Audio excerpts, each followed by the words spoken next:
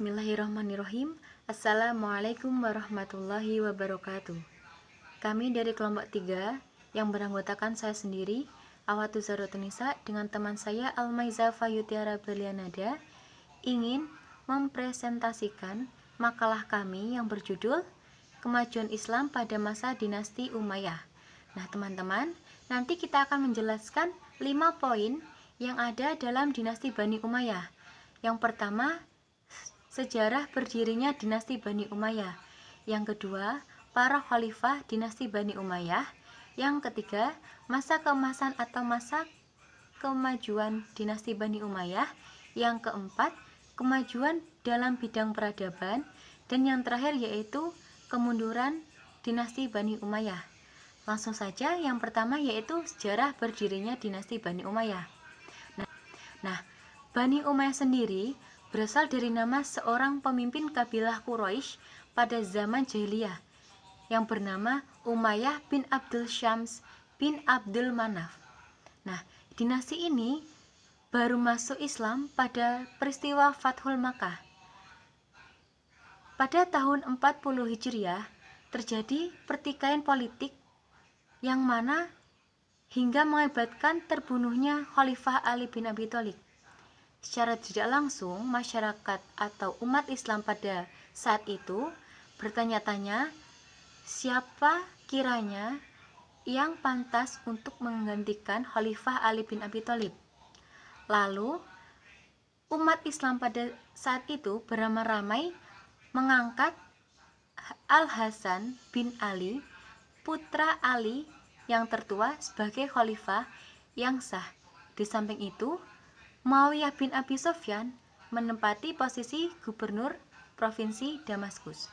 Nah, namun dikarenakan Hasan lemah dalam pemerintahannya, dalam memimpin kekuasaannya, dan Muawiyah lebih kuat daripada Hasan, maka Hasan menyerahkan seluruh kekuasaannya, seluruh wilayah kekuasaannya kepada Muawiyah bin Abi Sufyan yang mana lebih kuat daripada dia.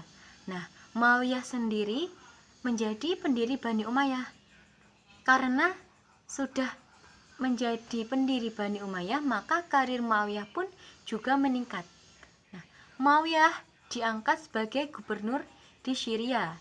Karena kesuksesannya dalam memimpin, Muawiyah pun semakin giat melancarkan perluasan wilayah, bahkan sampai di perbatasan wilayah Bizantium. Sejak saat itu, Muawiyah mulai berambisi untuk menjadi khalifah dengan mendirikan dinasti Bani Umayyah dan menjadi penguasa seluruh imperium dalam kekuasaan Islam. Sampai sini paham ya teman-teman bagaimana sejarah berdirinya dinasti Bani Umayyah tadi? Nah, kita akan memasuki poin yang kedua yaitu para khalifah Bani Umayyah. Masa kekuasaan Bani Umayyah sendiri berlangsung selama 90 tahun lamanya. Kiranya ada 14 orang khalifah yang ada di dalam Bani Umayyah. Di antaranya yaitu Muawiyah bin Abi Sufyan yang khalifah yang pertama, Yazid bin Muawiyah, Muawiyah bin Yazid, Marwan bin Hakam, Abdul Malik bin Marwan, Al-Wahid bin Abdul Malik, Sulaiman bin Abdul Malik, Umar bin Abdul Aziz, Yazid bin Abdul Malik, Hisham bin Abdul Malik, Al-Walid bin Yazid, Yazid bin Al-Walid bin Malik, Ibrahim bin Al-Walid, dan Marwan bin Muhammad. Nah, itu merupakan ke-14 khalifah yang ada di dalam dinasti Bani Umayyah. Nah, itu tadi para khalifah yang ada di dalam dinasti Bani Umayyah. Yang selanjutnya, kita akan masuki poin yang ketiga yaitu masa kemajuan dinasti Bani Umayyah. Teman-teman, masa Bani Umayyah terkenal sebagai suatu era agresif di mana masa ini terfokus dalam upaya memperluas wilayah dan penaklukan yang sempat terhenti sejak zaman Khulafaur yang terakhir. Dengan waktu 90 tahun, dinasti Bani Umayyah mampu menguasai 4 penjuru bangsa agar masuk ke dalam agama Islam. Pada masa Muawiyah, diraih kemajuan besar dalam perluasan wilayah maupun ada beberapa wilayah yang masih bersifat rintisan.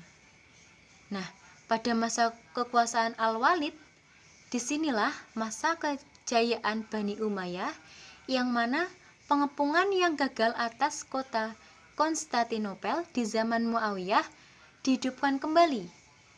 Tidak itu saja, bahkan Bani Umayyah sendiri berjasa dalam pembangunan di bidang politik, pemerintahan, dan dalam bidang sosial budaya. Nah, tidak itu saja teman-teman, Bani Umayyah pun menjadi pembuka terjadinya kontak antara bangsa Muslim Islam atau bangsa Muslim Arab dengan negeri taklukan mereka. Nah, seperti itu ya teman-teman, bisa dipahami dulu. Nanti kita akan melanjutkan poin yang keempat. Assalamualaikum warahmatullahi wabarakatuh. Selanjutnya, saya Almaiza Fayutiara Belianada akan meneruskan penjelasan dari Mbak Awatis ya teman-teman, yaitu mengenai poin yang keempat, yaitu kemajuan di bidang peradaban. Dalam bidang peradaban, dinasti Umayyah telah menemukan jalan yang lebih luas ke arah pengembangan dan perluasan berbagai bidang ilmu pengetahuan dengan bahasa Arab sebagai media utamanya. Nah, beberapa kemajuan di dalam bidang pengembangan ilmu pengetahuan diantaranya yaitu di bidang pengembangan bahasa Arab. Yang kedua ada Marbat kota pusat kegiatan ilmu. Yang ketiga ilmu qiraat.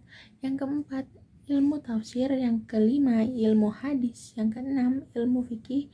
Yang ketujuh ilmu nahwu. Yang kedelapan ada ilmu zurgafi dan tarik. Dan yang kesembilan ada usaha penerjemahan. Nah, bagaimana teman-teman mengenai kemajuan tadi?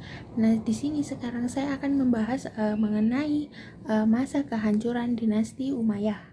Ada beberapa faktor yang menyebabkan dinasti Umayyah itu menjadi lemah dan membawa kepada kehancuran itu sendiri.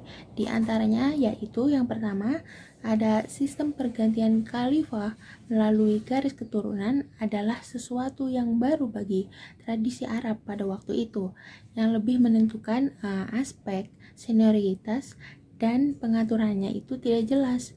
Yang kedua yaitu ada latar belakang terbentuknya dinasti Umayyah yang tidak dapat dipisahkan dari berbagai konflik politik yang terjadi di masa Ali. Sisa-sisa Syiah, para pengikut Au dan Khawarij terus menjadi gerakan oposisi baik secara terbuka di masa awal dan akhir maupun secara tersembunyi seperti di masa pertengahan kekuasaan Bani Umayyah. Penumpasan terhadap gerakan ini banyak sekali menyedot kekuasaan pemerintah. Selanjutnya, faktor penyebab runtuhnya kekuasaan Bani Umayyah yang ketiga yaitu pada masa kekuasaan Bani Umayyah. Pada saat itu terjadi pertentangan etnis antara suku Arabia Utara dan suku Arab Selatan yang sudah ada sejak zaman sebelum Islam semakin runcing. Faktor yang keempat yaitu lemahnya pemerintahan Daulah Bani Umayyah juga disebabkan oleh sikap hidup mewah di lingkungan istana, sehingga anak-anak dari khalifah tersebut tidak sanggup memikul beban berat kenegaraan tatkala mereka mewarisi kekuasaan tersebut. Nah, yang faktor terbesar yaitu faktor kelima, penyebab langsung runtuhnya kekuasaan dinasti Bani Umayyah itu teman-teman adalah munculnya kekuatan baru yang dipelopori oleh keturunan Al-Abbas. Jadi gerakan ini itu mendapat dukungan secara penuh dari Bani Hashim dan golongan Syiah pada saat itu, serta kaum Mawali yang merasa dikelas duakan oleh pemerintah Bani Umayyah. Nah, mungkin cukup sekian penjelasan dari kami ya teman-teman. Kurang lebihnya kami mohon maaf. Wabillahi taufiq wal hidayah. Wassalamualaikum warahmatullahi wabarakatuh.